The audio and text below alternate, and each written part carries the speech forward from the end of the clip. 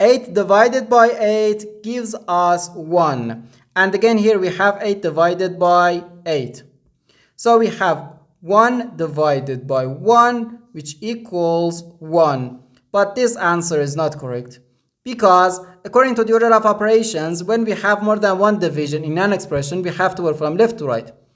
So first we have to do this division, then this division, and finally this division. If we do this division before this division, it is wrong.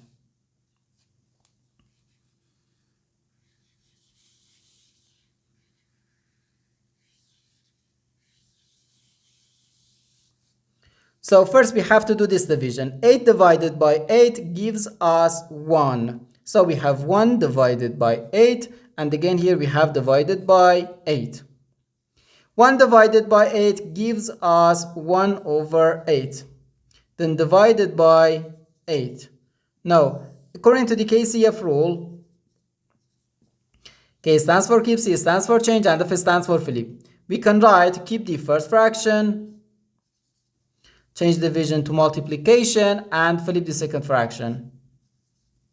So we have 1 over 8 times 1 over 8, which equals 1 times 1 gives us 1, so 1 over 8 times 8 equals 64. So we have 1 over 64, and this is our final answer to this problem. The correct answer is 1 over 64.